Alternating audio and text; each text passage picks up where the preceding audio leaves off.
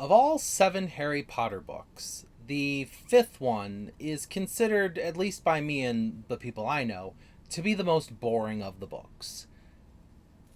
At least in the first half of the book, and given that it is one of the thickest of the books, that's a lot of book. But it is also very important because it establishes characters and important things like the Order of the Phoenix, information on how, Voldemort's team works and how various individuals relate to what's going on in the wizarding world that is Harry Potter.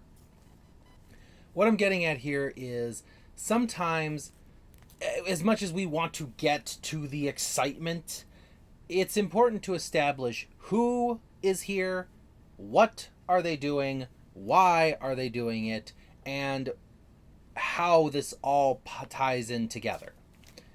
This is a classic One Piece chapter that just sort of sets up everything else that's about to unfold. Hello, Internet. I am the hero of Julios once again with another One Piece chapter summary. This week's chapter is chapter 1160, The God Valley Incident.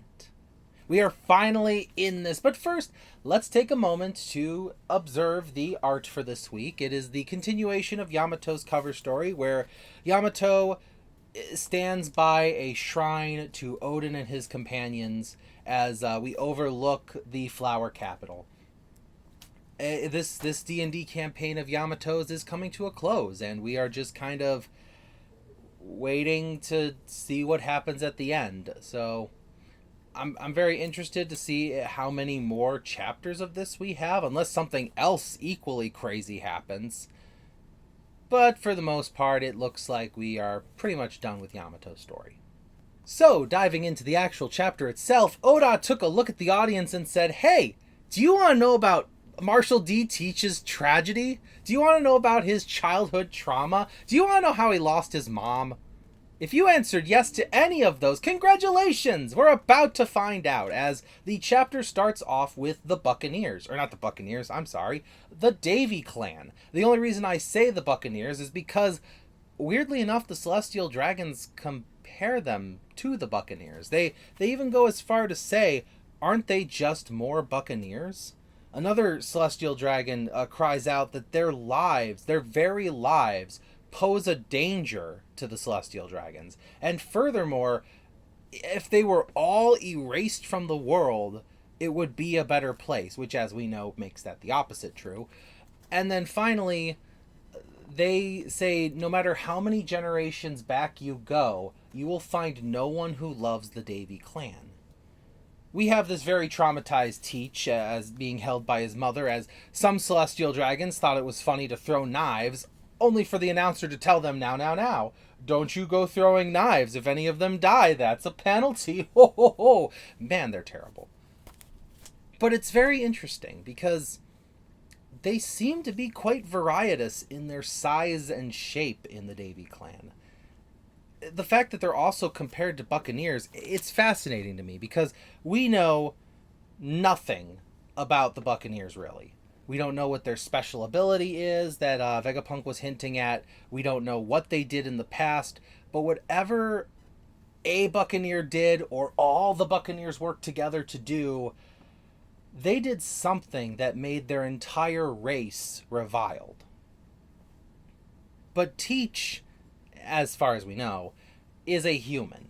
We know his mother was human. We know Rox is human, as far as humans go in One Piece. There's something about the Davy clan, a family, mind you, just a one singular family, that makes them just as reviled as an entire race of people who did something. We also see in a conversation, a very brief one, between Garling and Saturn, that this is the preposterous find. He's like, good job finding this, and Garling's just like, well, honestly, it was just kind of an act of fate. I just happened to be on the island, so I'm not exactly sure how I even got this lucky. But yet here we are. This is unfortunately the fate of the Davy clan.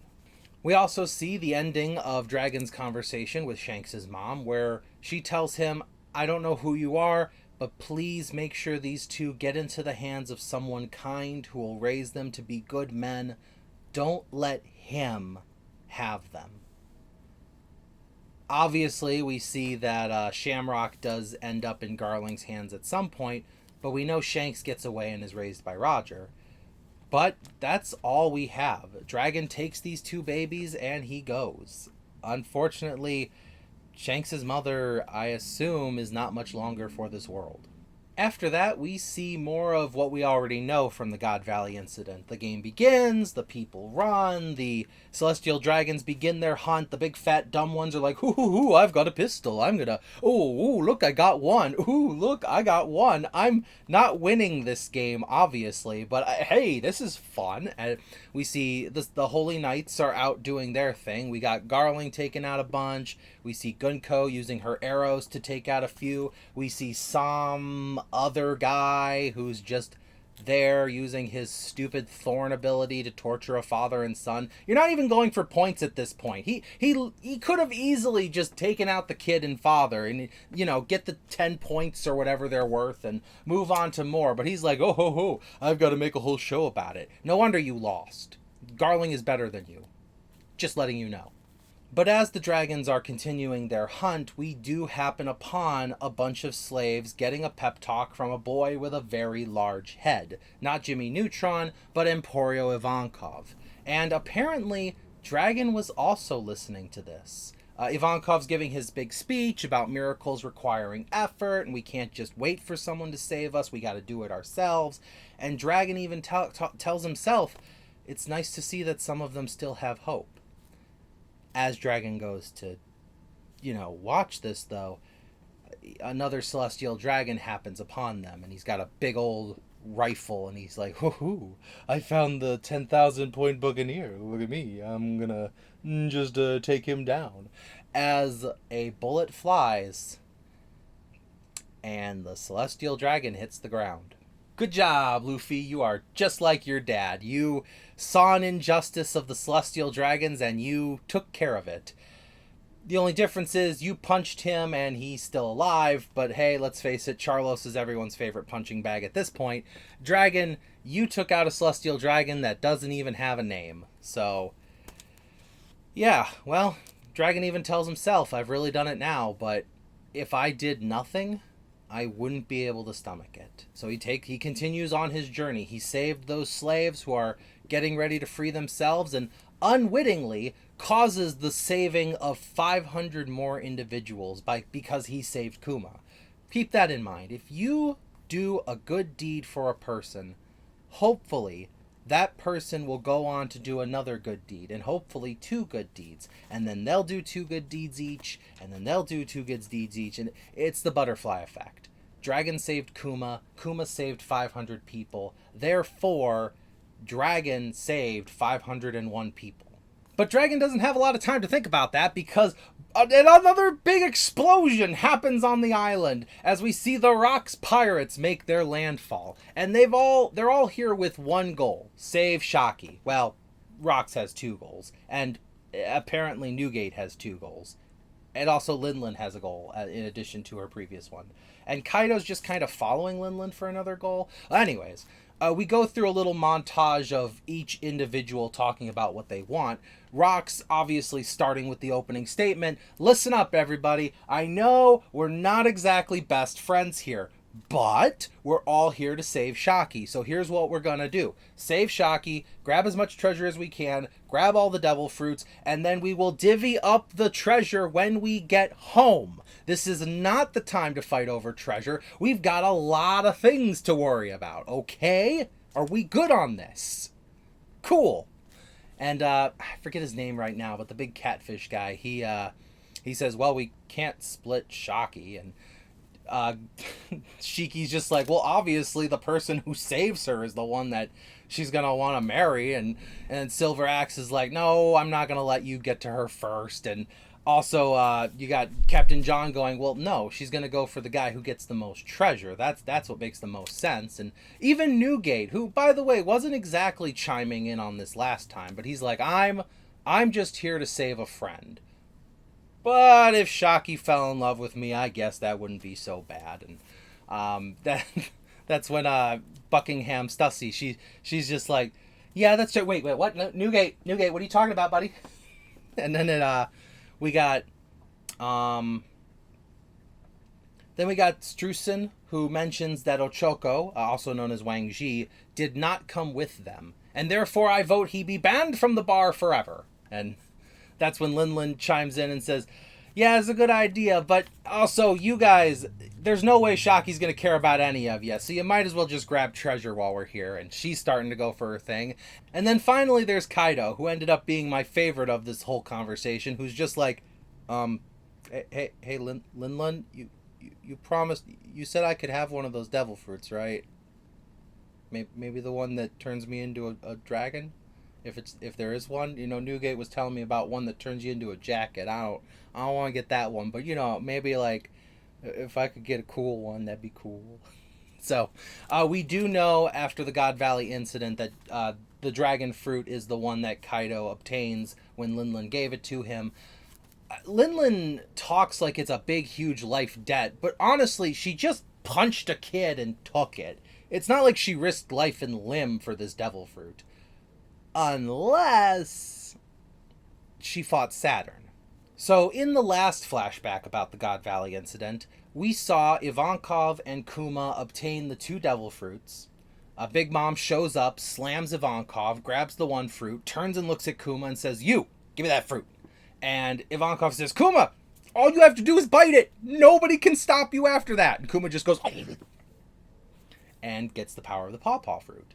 Well, very shortly after, he runs into Saturn. And we're not exactly sure how that went down after their heart-to-heart. My guess is Kuma just kind of, to get himself out of there, just randomly guessing how his fruit works. But the infamous pirate Charlotte Linlin is like 20, maybe 30 feet away from this conversation. I really don't think Saturn would just be like, whoa, that Buccaneer kid got away. Is that Charlotte Linlin? She's fine. I think they may have had a spat. They may have had a fight. Linlin may have even thought, hey, if I take one of you guys down, I go down in history as the most powerful pirate ever. So let's go, little man. And then he turned into a big giant spider monster. And she said, oh my gosh, I bet you have so many abilities. And he said, nope, just spider stomp. Maybe I'll learn some other abilities in the 20, 40 years that it takes to fight a rubber boy eventually. But, for now, spider stomp, like a level 5 Pokemon that only knows tackle. So as the Rocks pirates make landfall and all this chaos ensues, Dragon is still holding these 2 babies, and Dragon even mentions, and I gotta admit, it's quite fascinating too, it is a miracle these babies have not started crying. They're both just looking up at him like, what you doing, mister? You taking us somewhere? Where's our mom? Where's our dad? Who are you? They seem to be very calm despite the chaos going on around them. I don't want to say like, oh, Shanks is a super special star child, but Shanks is kind of a super special star child, and he is just Mosesing his way out of this absolute chaos. Keep in mind, he's only like a year old at this point. I don't know how many babies you know, but 1-year-olds don't respond to loud noises particularly well. On the note of loud noises, another big old explosion happens somewhere on the island as the Roger pirates make landfall. They are all getting off that ship. The goal is simple. We gotta save Shaki. And Roger tells his crew the most strategic plan possible. All right, all you guys, go start grabbing treasure and stuff, because I really don't need any of you to get in my way of saving Shaki. To which his crew immediately beats the crap out of him, and they all go to work together to save Shaki. Because, dang it, Roger, you just L's after L's, my man. You got a while to go before you're the true king of the pirates you were 22 years ago. And unfortunately for the Celestial Dragons, with the appearance of another legendary pirate crew, Garling finally says, Another group of pirates? Okay, time out on the game, guys. I guess we, the Gods Knights, have to go do our jobs. I wanted to hurt more innocent lives. Now I actually have to risk something? Okay, Gods Knights, pose really cool for the chapter, as the Gods Knights do assemble in their interesting way. Honestly, kind of a cool looking lineup here. We know nothing about any of these individuals. We see Garling in the middle, obviously. There's this lady to his left that, I don't know, she's got your standard one piece. She's very pretty, very pretty woman. I'm digging the girl with the weird hat. I love this. I love the big poofy hat design. I'm a big fan of poofy hats. But I know nothing about her except that she is a member of the Man-Mayor family like Gunko, so maybe she's Gunko's sister or something. Then behind her is the cow skull mask guy with the scythe that we saw previously. I don't know what his deal is, but we did see Rode wearing a very similar outfit, so maybe he also has a twisted interpretation of how the sun god Nika works, but also celestial dragons hate Nika, so maybe he's like a mock cosplay of them. Behind Skull Mask guy is this big lady. Honestly, with the horns and the way her neck looks, she could be like Moria's mother. I like her design. I like, larger than life characters, and she's just kind of got a wild vibe about her. My favorite design, though, is this big, large lad in the back. He's got this like gargoyle aesthetic almost. He's got this huge, sharp-toothed smile. I think he's got little horns on his head. We see these big bat wings behind him, so I'm going to guess some kind of mythical zone, perhaps? And then, in front of him, Sommers is there too, I guess. What fascinates me, though, is Killingham isn't there, so he may have become a God's Knight within the last 40 years. Finally, Gunko isn't there either. Now, my initial thought was that Gunko is going to become a God's Knight later, just like my theory about Killingham. The other possibility is maybe Gunko isn't going to be here mentally. It is quite possible that while all this was going down, Gunko got a little psychic message that said, "Hey, Gunko, it's me, Lord Emu. I would like to borrow you so that I can participate in this fight." Now, we saw what Eam did to Dorian Broggy. It's entirely possible that Eam could do this to someone else. I did hear one interesting theory that it is possible maybe Eam Domi reversied Rox, and that the only reason Roger and Garp had to team up to fight him is because he didn't have a choice in the fight. Because as it stands right now, Rox and Roger have an exact identical goal. Save Shaki. There's really no reason for the two of them to fight. If they got to that prison and they saw all the guards in front of it, and Roger was like, "Rox, you're not getting in my way of saving Shaki," and Rox was like, "You're not getting in the way of saving Shaki either, Roger. I'm gonna save her." And then Shaki from her cage just said, "Would you both please just save me?" Instant team up, instant friendship. They've been crewmates their entire lives. You would never see a better compatible team. Finally, as they're all posing really cool, and we see Whitebeard taking out a bunch of guys, and Shiki's taking out a bunch of guys, and we know Roger's taking out a bunch of guys, and we know the Gods Knights are posing for today's chapter, we see another big explosion. Big explosions all over the place. As a voice calls out, "I would appreciate it if you stopped slashing up my men." And there he is, the future hero of the Marines, Monkey D. Garp, although at this time he was just called Garp.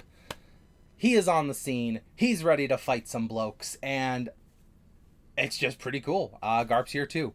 So that's pretty much it. We got a very standard One Piece setting up chapter where we see everyone's here on God Valley. We got the big instance about to go down. The major players are here, and there is a break next week. also par for the course for a setup chapter. So, let me know in the comments below, do you think we're going to see some actual God Valley like one-on-one matchups, or is this just going to be a display of God's Knight's abilities as well as like Whitebeard tipping an island? And obviously we know Shaki gets saved because we met her at, Sabaody. But it's interesting to see how everything else turns out. So let me know in the comments below if you're hoping for one-on-one fights, who you would like to know more about personally. My money's on learning more about Gargoyle Guy. I would also love to see why Sommers is so terrified of Scopper Gaban, because it seems hinted that this is the moment where this terrible incident happens to him. And what happens to Marshall D. Teach? Because we know Shanks gets Mosesed into a treasure chest and gets away. But what about Teach? What's going on there? So, thank you for watching as always, and I will see you in the next video. This is the Hero of Julios, Xing out.